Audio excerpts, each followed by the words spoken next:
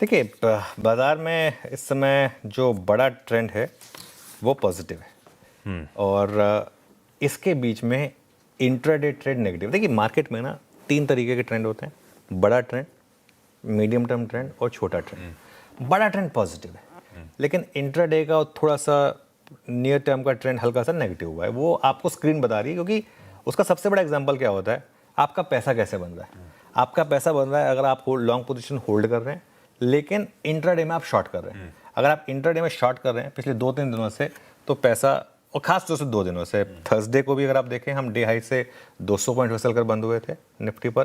कल का भी इंट्राडे चार्ट रखिएगा, इसको हटाइए एक बार, कल का भी इंट्राडे चार्ट रखिएगा। कल भी आप इंट्राडे हाई से करीब करीब मोटा मोटी 150, अब एग्जैक्ट टॉप तो कोई नहीं पकड़ पाता, टॉप बॉटम तो आप समझिए चलिए 125-150 पॉइंट ऊपर के से नीचे करके बने होंगे। ठीक है, ऑप्शन राइटर्स के लेवल पर अगर आप रिवर्स ट्रेड ले रहे हैं तो पैसा बन रहा है, मतलब आप कॉल राइटर के जोन में जा रहे हैं तो बेच दें, पुट राइटर के जोन में जा रहे हैं तो खरीद लें।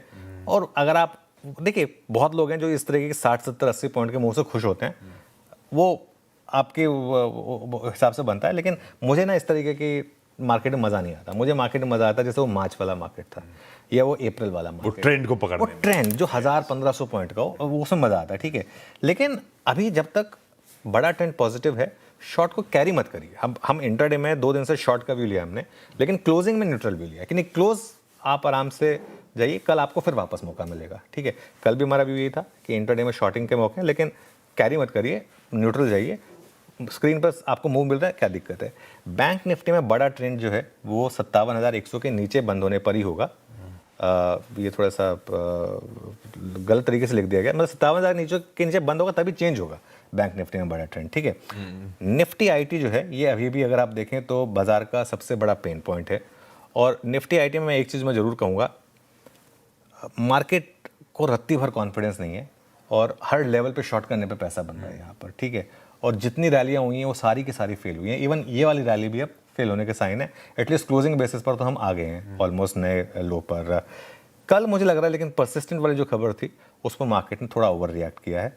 और एक चीज़ मैं आपको अभी बोल रहा हूँ, हालांकि ये हमने कल जो व्यू लिया था, कल भले ही वो व्यू गलत पड़ा हो, टाइम के साथ आपको पता चलेगा कि ये शायद एक खरीदारी का मौका था। ठीक है, क्योंकि जब मैं हमारे सिस्टर चैनल ने उनका इंटरव्यू किया था, मैं उनकी कुछ सुन रहा था, ये डे 1 से ईपीएस एक्टिव होगी डील, तो ठीक है, मतलब ये सब चीज़ें देखिए हम इन कंपनियों को क्रिटिसाइज़ भी करते हैं कि आप कुछ नहीं कर रहे, सिर्फ डिविडेंड बांट रहे हैं या कर रहे हैं। अब जो कंपनी करना चाह रही है उसको भी अगर हम ऐसे क्रिटिसाइज करेंगे तो फिर कैसे काम चलेगा। ठीक है, तो खैर एनीवे लेट्स सी।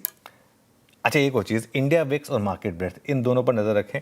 जब तक इंडिया विक्स 14.5 यानी कि 200 डे मूविंग एवरेज के नीचे, तब तक दिक्कत नहीं है। कल भी इंडिया विक्स ऊपर आया लेकिन हमारे कंफर्ट जोन के अभी भी नीचे है, 14.5 का वो कंफर्ट जोन है।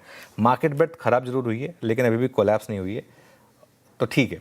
अच्छा, मार्केट में ना पिछले कुछ दिनों में एक रिस्क हुआ था, वो क्लियर था, OFS, block deals, promoter selling, खराब क्वालिटी के आईपीओस। एक तो जिसमें सब जानते हैं कि किस तरीके से आखिरी दिन में वो आईपीओ को बेल आउट किया गया है, आई थिंक, है ना।